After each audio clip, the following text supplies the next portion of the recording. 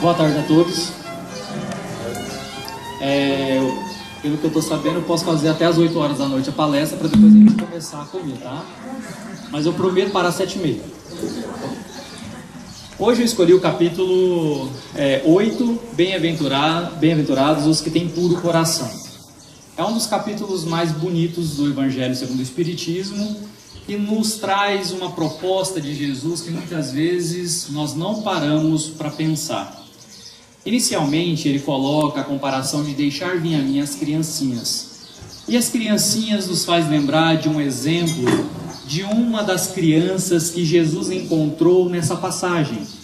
Porque Jesus estava em Cafarnaum e muitas crianças começaram a correr para chegar perto do mestre. E um dos apóstolos começou a afastar as crianças, muitas vezes com palavras rudes. E Jesus falou: deixai vir a mim as criancinhas e não as impeçais. Uma daquelas crianças se tornaria um dos maiores oradores e pregadores da época cristã, dos cristãos primitivos, que era Inácio de Antioquia. Nós temos os relatos que Inácio era uma criança que foi abandonada e vivia a pedir comida, mas não mendigava em si. Ele trabalhava em troca do alimento. Era honesto, já tinha uma certa pureza em seu coração. Ele fazia favores e recebia alimento. E naquela passagem de Jesus, ele foi uma das crianças que se atirou ao colo do mestre. E todos aqueles que tiveram contato com Jesus nunca mais foram os mesmos. Teve um contato diferente que ficou gravado em seu espírito. Depois da morte de Jesus, passado alguns anos, quando João e Maria de Nazaré foram para Éfeso e montaram ali uma das casas do caminho, Jesus aparece solicitando que João voltasse a Cafarnaum e buscasse o menino Inácio para que vivesse com eles. João então faz toda aquela trajetória, entrando pelo porto de Cesareia, até chegar àquela cidade onde ele tão bem conhecia, Cafarnaum, às margens do mar de Tiberíades. Naquele exato momento, quando ele chega na cidade, encontrando o menino Inácio, ele faz o convite. Ele, que era um jovem ainda, João, que cuidava, a pedido de Jesus, que cuidava de Maria de Nazaré, naquele exato momento convida aquele pequeno menino órfão a ir morar com eles. Então aquela criança foi crescendo ouvindo as pregações de João e os contos de Maria. João era como o irmão mais velho para ele, e Maria, a mãe afetuosa que tinha perdido o filho querido na cruz, começou a cuidar daquele menino, fazendo orientações, contando histórias do filho querido que ela tinha. Então, com o passar dos tempos, Inácio foi crescendo à beira do trabalho fraterno, ao auxílio aos irmãos em necessidade. Com o passar do tempo, ele já estava preparado, ele já estava apto a também levar a palavra de Jesus. Com a morte de Maria de Nazaré, ele estava ali como filho amoroso, ao lado do leito, cuidando da sua mãe adotiva, a mãe que se tornou a mãe de todos nós, a mulher que adotou a humanidade, fazendo como ato sublime após a sua desencarnação. O primeiro pedido que ela faz a Jesus quando vem recebê-la é: meu filho, onde está Judas? E ele então encaminha ela a um local de sofrimento onde Judas se torturava a partir da sua consciência de culpa. Ela então socorre aquela alma, dando a oportunidade dela de voltar ao seio dos espíritos, para que voltasse ao trabalho, às reencarnações, para que pudesse quitar os débitos contraídos com o ato equivocado. Então Maria torna-se a mãe da humanidade e principalmente a madrinha de todos os espíritos equivocados que escolheu o suicídio. E neste momento então, quando aquele jovem Inácio forte começa então a falar do Evangelho, e depois do ano de 64, onde foi instituído por Nero a perseguição, onde Tigelinos, o seu assecla, tirano começava a perseguir e matar sem um pingo de piedade, então Inácio começou a sofrer represárias lá em Antioquia. Ele foi preso, levado pelas galeras romanas ao porto de Ostia, onde ele chega à noite, desembarcam ali naquele momento e começam a marchar até a cidade eterna, que era Roma, a capital de todo o império. Eles então marchando, ele começa a ver o clarear do dia e começa a contemplar as belezas da cidade romana. E ele ficava pensando, como um povo pagão, um povo que não acredita no Deus único, mas acredita ainda de forma equivocada na multiplicidade dos deuses, poderia construir algo tão belo, tão grandioso como a cidade eterna. E ele começa a sorrir. Um soldado, então, irritado com o sorriso dele, olha para ele, dá um tapa na face dele e fala assim: por que você está rindo? Não sabes que vai morrer? E ele responde: sim, mas eu estou sorrindo de alegria, porque se Deus deu a vocês a capacidade de construir uma cidade tão bela, tão linda, sendo uma raça adúltera e pecadora, imagina como será as belezas do reino dos céus. Inácio então é levado à prisão marmentina, que ficava ao lado do Fórum Romano, até que fosse levado ao seu suplício. Naquele momento, tinha crianças, jovens, idosos, mulheres, homens, todos amedrontados, porque não saberia qual era o martírio, o sadismo romano, o que será que eles estariam inventando para supliciar aqueles que seguiam o Senhor Jesus. Então ele começa a falar das belezas do Evangelho, da gloriosa oportunidade de morrer por Jesus, porque eles estavam sendo escolhidos, e nós deveríamos ter orgulho. Se nós entrarmos numa arena romana, nós temos que entrar de cabeça erguida, se qualquer suplício ainda é menor do que o suplício que Jesus passou. Aquelas almas então, confortadas pelas palavras de Inácio, estavam preparadas para o que viesse. E naquele exato momento, os soldados romanos abrem as portas da prisão marmentina, encaminhando eles até o círculo romano, onde estava esperando o seu suplício. Quando eles entram naquela grande arena, uma grande multidão de pessoas estava no círculo, todos sedentos pelo sangue dos cristãos, porque eles atribuíam a queda do Império Romano, a dificuldade do Império, a uma nova religião nascente, que ofendia os deuses, e os deuses, para castigar a ofensa, acabavam prejudicando o Império. Então naquele momento eles entram, e o imperador, sentado do seu trono, dá o sinal para que soltassem as feras. Eram leões que tinham vindo da Dalmácia, que não se alimentavam por mais de 15 dias, para que pudesse estraçalhar as vítimas sem piedade.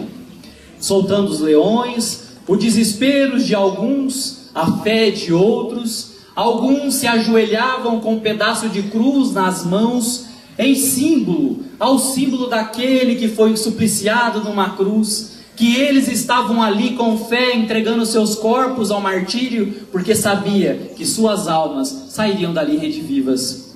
Os leões então atacam todos, matando, estraçalhando, mas um dos grandes leões chega diante de Inácio de Antioquia, para, reverencia ele, abaixa a cabeça e volta. Inácio então, não entendendo aquilo, porque ele esperando a grande oportunidade de morrer pelo Cristo, e o leão negava essa oportunidade a ele. Então Inácio olha aos céus e clama ao Senhor: por que fazes isso comigo?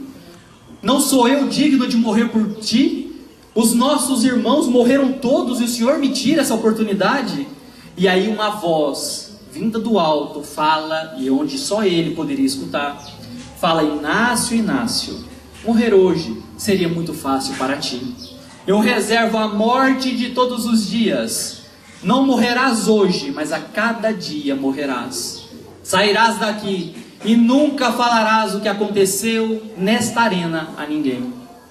Então o imperador, olhando o leão recusar, falou assim: se nem o leão quis você, não serei eu que quererei. Então vai embora. E liberta ele para que fosse embora. Quando ele volta para a comunidade cristã, eles falam: você, Filiberto, você abjurou, você negou o Messias, Você não foi digno de Jesus. E todos o julgaram e viraram as costas para ele. Ele, em silêncio, continuou a trabalhar na casa do caminho, auxiliando as pessoas, os irmãos que estavam em dores, dando a eles um passe. Nós falamos o passe hoje, mas é a imposição das mãos, levantando enfermos. A sua palavra, o seu verbo tocava os corações. No decorrer de anos, os próprios irmãos cristãos falam assim: não pode. Se ele consegue impor as mãos e curar, se o verbo dele nos emociona, ele não pode ter negado Jesus. E só aí é que eles entenderam o que aconteceu com Inácio naquele dia. E ele nunca, mesmo sendo afastado, sofrendo o preconceito dos irmãos, ele nunca ergueu a sua voz para justificar o seu caminho doloroso. Então aquela criança que teve contato com Jesus, naquele momento ficou impregnado de tal maneira com a energia do Mestre, conservando essa energia, que até hoje ele conduzia até ele um homem diferenciado entre todos os homens. Era impossível encontrar Jesus e permanecer o mesmo. Daqueles homens que encontraram com o Mestre e se mantiveram ainda relutantes, a semente do Mestre está dentro deles. Em um determinado momento de sua existência, eles despertarão. Aquela semente germinará e modificará a sua existência.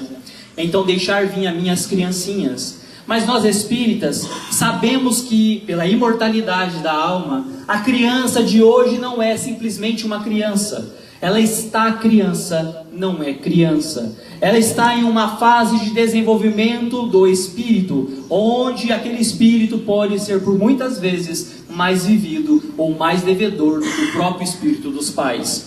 Então, por que Jesus, fazendo a alegoria às crianças? Porque a criança ainda é para nós o exemplo mais puro ainda que nós podemos ter de sensibilidade, de ingenuidade. E nós devemos buscar Jesus com os corações confiantes. A criança acredita nos seus pais, vê os pais como os verdadeiros heróis em suas vidas. Então nós, olhando a Jesus, nós temos que buscar o Mestre com o mesmo olhar, com um olhar de humildade, simplicidade, candura e doçura que a criança conserva. A proposta é da pureza de coração, é que nós pudéssemos transformar os nossos corações, se assemelhando a crianças, não no seu sentido físico, mas no seu comportamento de inocência. As crianças brigam e imediatamente já estão brincando novamente com seus amiguinhos, sem guardar as mágoas, o rancor, os corrosivos da nossa alma quando somos adultos. E muitas vezes nós vamos perdendo, deixando a criança de outrora que nós fomos adormecidas dentro de nós, porque nós escolhemos o caminho equivocado. Preferimos muitas vezes a ignorância, a escolha de não perdoar, a escolha muitas vezes de virar as costas aos irmãos em necessidade. Escolha nossa. Ninguém foi criado para o mal. Nós temos todas as imperfeições ainda inerentes a nós, porque com o processo de depuração que o Espírito vai fazendo, ele vai deixando para trás todas as mazelas, mas nós não somos condenados a ter defeitos morais. Eles desenvolvem em nós pelas escolhas equivocadas que nós fazemos para nossas vidas. Então, neste mesmo capítulo, o que é necessário que eu faça para adquirir uma pureza de coração? O que preciso eu fazer? Então nós começamos a observar que Jesus deixa ali mensagens que Allan Kardec, muito bem colocado, ele coloca as três mensagens sequenciais, para que nós pudéssemos observar. E ele coloca o escândalo. O escândalo que muitas vezes nós compreendemos é aquele ato de chamar a atenção, de ferir a moral, um ato negativo contra algo ou alguém. Mas não era o ato que Jesus estava colocando. Jesus, quando falava de ai daquele que o escândalo venha, ele está falando ai daquele que for motivo de tropeço, de dificuldade, de dor. Ai daquele que fizer um ato equivocado para com seu irmão, porque a atitude dele colocará ele na obrigação, sob a lei de causa e efeito, a restituição. Então era para nós policiarmos todos os nossos atos. Lembra? É para ter pureza de coração. Para ter pureza de coração, então Jesus deixou o escândalo para vigiar os nossos atos, para que nós não fôssemos motivos de tropeço a ninguém. Mas ele coloca também aquela passagem das mãos não lavadas, que os fariseus, não compreendendo, chegam a Jesus e falam: mas por que você e seus apóstolos contrariam a lei, não lavando as mãos para a refeição? E Jesus fala: porque vós outros contrariam a lei de Deus para seguir ordenações humanas? Porque vocês preferem lavar o seu exterior e não lavam o seu interior, não retirando as mazelas do vosso coração? Porque em verdade eu vos digo, não é o que entra pela boca que faz mal, mas o que sai da boca de cada um. Lógico que Jesus não estava falando de uma questão de alimentação. Jesus estava falando de uma postura. Não era o que você se alimentava que ia tornar a sua alma impura, mas era o que você falava.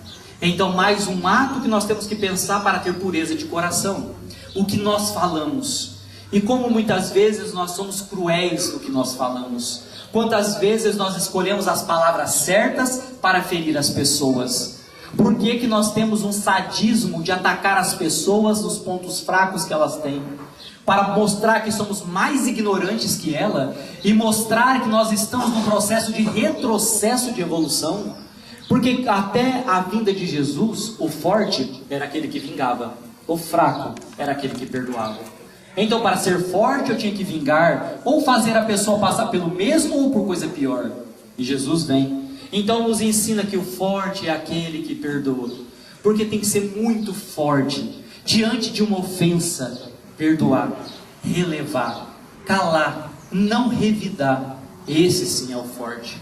Naquele livro, psicografado por Francisco Cândido Xavier, Ave Cristo, onde nós vemos o soldado romano, quando ele pega o seu cavalo e atira sobre duas crianças, matando-as com o cavalo pisoteando, o pai dessas duas crianças, um cristão, sai correndo e se atira e pega as duas criancinhas mortas em seu braço.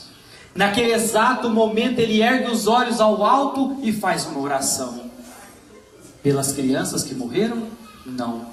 Pelo soldado romano que tinha acabado de cometer aquele crime hediondo.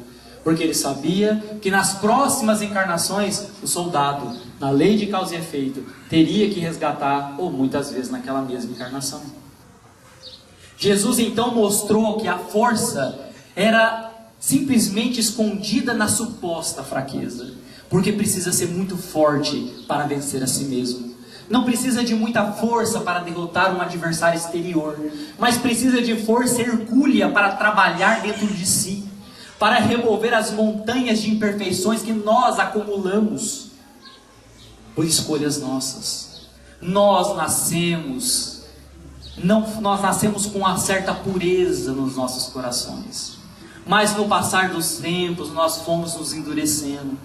A psicologia cognitiva comportamental nos traz uma proposta que não é o problema que te traz problema, mas é como você encara o problema que se torna o problema.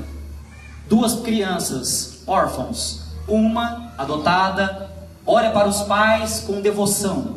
A outra também foi adotada, mas ainda cresce com aquele sentimento de revolta, porque não sei quem foi meus pais, eu fui abandonado. As duas partem do mesmo princípio, tiveram o mesmo problema, mas as escolhas são particulares. Eu escolho como eu quero encarar a vida, e eu sou responsável pelas consequências de ter encarado. Então não é o problema da orfandade, é como eu escolhi encarar o problema da orfandade. Não é o meu inimigo suposto, inimigo que me traz o mal, mas é como eu encaro ele, é como eu aceito a ofensa dele, é que me traz o problema. Existem dois tipos de pessoas no mundo: aquelas que olham a vida com os olhos das abelhas, e aquelas que olham a vida com os olhos das moscas. As moscas, elas procuram tudo aquilo que é podridão, e as abelhas procuram somente a beleza das flores para sorver o seu néctar necessário. Então nós começamos a observar aquelas pessoas que têm a visão negativa, que tudo na vida, o ato que acontece na sua vida, ela tem uma interpretação negativa. Ela sempre enxerga as deformidades nos outros. Ela não vê as flores, as virtudes que todo mundo carrega. Ela é treinada a ver defeitos. Quando você elogia alguém, fala assim, realmente, porém, ela tem esse defeito, tem isso, é assim, assim. Ela é treinada a ver defeitos, porque é projeção. Você projeta para fora a insatisfação de dentro de você. Você não é feliz. E por não ser feliz, você tenta olhar para os outros e ver, ninguém é feliz. Eu não sou, mas ninguém é. É uma projeção. Então o mal dos outros é na verdade um espelho do reflexo do que você carrega dentro de si e não percebeu ainda. Enquanto aqueles que olham as belezas da natureza, que olham as belezas dos seres humanos, quanta bondade há sobre a terra, quantas pessoas boas, quantos corações afetuosos nos recebem. E mas por que eu vou dar valor àquela única pessoa que não gosta de mim? Quanto nós somos amados. E aí muitas vezes a mulher largou, o marido largou e eu quero morrer, porque eu não quero mais viver, porque uma pessoa não gosta de mim, as outras 1000 que me amam não me interessam mais. Porque eu valorizo tanto aquilo que me faz mal e não valorizo melhor ou dando mais prioridade àquelas pessoas ou às coisas que me fazem bem. Quantos de nós estamos aqui hoje buscando um pouquinho da palavra do Evangelho? E quantos estão muitas vezes em outros locais buscando coisas que não levariam a eles a lugar nenhum? Não traz o despertar das suas ideias. Porque enquanto eu continuar obscurecido pela ignorância, eu não vou mudar. E conheça a verdade, e a verdade vos libertará. Uma outra passagem. Jesus fala do adultério. Ai daquele que olhar por uma mulher com mau pensamento, por ela que já cometeu em seu pensamento adultério com ela. Mas nós não podemos pegar único, exclusivamente o fato. Jesus coloca um exemplo que nós devemos generalizar. Todo ato de mau pensamento. Se nós queremos ter a pureza de coração, nós temos que trabalhar dentro de nós. Eu não tenho que trabalhar os outros. Enquanto eu estou falando para vocês, os ouvidos mais próximos da minha boca são os meus. Sou eu que tenho que trabalhar dentro de mim. Aí a necessidade maior da minha reforma interior. Para eu evoluir, eu não dependo de ninguém, dependo de mim. Porque a evolução, o trabalho de reforma íntima, graças a Deus, é individual. Imagina se eu quisesse me salvar e vocês todos falassem, não, ninguém vai salvar aqui não. Como que eu ia lutar contra todos? Mas a minha salvação, como a salvação de todos vocês, é inerente às forças que vocês empregarem na mudança interior que vocês têm. Vocês têm que fazer a asepsia interior, não esperando que os outros mudem para que você seja feliz. Porque se ela me tratar melhor, eu vou ser feliz. Porque se ele fizer isso, eu vou ser feliz. A felicidade não está na mão dos outros. A felicidade não depende dos outros. A felicidade mora dentro de nós. A felicidade não está em um lugar circunscrito na terra. Ela não depende de nenhum fator exterior. Ela é uma condição ou um estado do espírito. É uma opção nossa. É optar em ser feliz. Não depende de dinheiro. Não depende de lugares belos. Um dia, passando por problemas, eu quis viajar. Falei, Três Lagoas é o problema da minha vida. Mas então eu vou para bem longe, porque lá os problemas não me alcançam. Escolhi Rio Grande do Norte e Natal. Uma das mais belas cidades que eu conheço. Não conheço muitas, mas uma das mais belas que eu conheço. Quando eu cheguei lá, eu estava com os problemas de Três Lagoas. E eu entendi que Três Lagoas não era o problema. O problema estava dentro de mim. Não interessa para onde eu fosse, eles iam comigo. Então não adianta ter fuga. Não adianta buscar as alegrias da vida lá fora. Porque a alegria da vida está dentro. Porque nós bebemos água do mar. Porque nós somos sedentos de amor. Mas quem, em sã consciência, bebendo água do mar, matará a sua sede. Quanto mais água do mar eu bebo, mais sede eu sinto.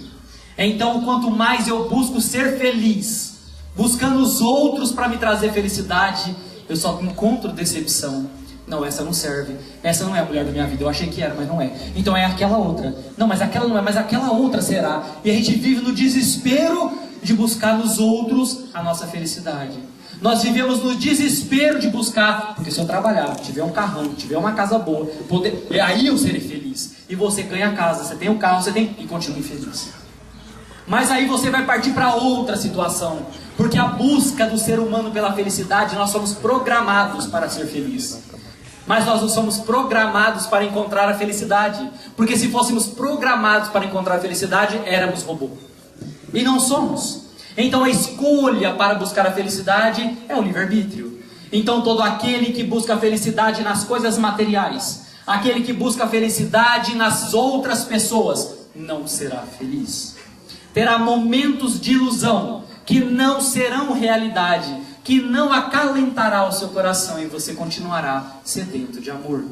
Mas todas as vezes que nós buscamos em Jesus, no seu amor, entendendo que a dor que nós vemos nos outros, todas as vezes que eu seco uma lágrima, consigo tirar uma cicatriz do meu coração, que todo o bem que eu faço reverte para a minha vida como uma bênção.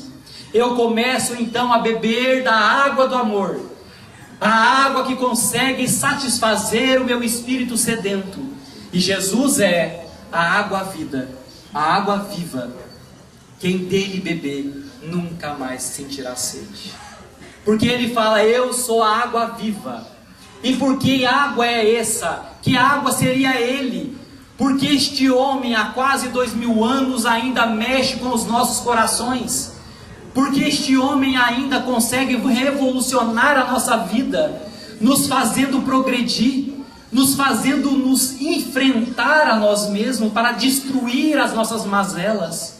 A presença de Jesus em nós é motivo de alegria, porque Ele então em nossas vidas nos traz a saciedade dessa sede incomensurável que nós temos. Porque nós estamos aqui no meio de vários irmãos, mas com certeza há pessoas que se sentem sozinhas na multidão. Porque nada que vem de fora consegue satisfazer o vazio existencial que ela possui. Mas somente Jesus, somente diante da dor e do sofrimento dos nossos irmãos, é que nós conseguiremos aplacar essa dor interior que o nosso espírito traz, que muitas vezes não é desta encarnação, mas já remonta às outras vidas, vindo de vida após vida, para que nós possamos nesta hoje buscar a solução dos nossos dias. Cabe a nós então buscar o merecimento necessário. E o merecimento vem pelo trabalho. Sem ele não conseguiremos. Para buscar então a pureza do coração, vigiemos 3 coisinhas: o que pensamos, o que falamos e o que fazemos.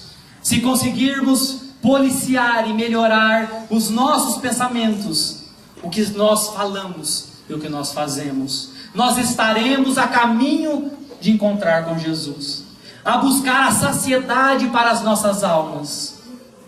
E que o Mestre Jesus possa estar conosco, em cada um de nós, porque Ele sabe, Ele é o médico que veio para os aflitos, para aqueles que tinham necessidade dEle. Ele conhece nossas dores. E que Jesus, através da espiritualidade superior, que tanto nos assiste a cada um, possa trazer as bênçãos necessárias aos nossos espíritos, acalentando a cada um de nós para buscar a nossa evolução.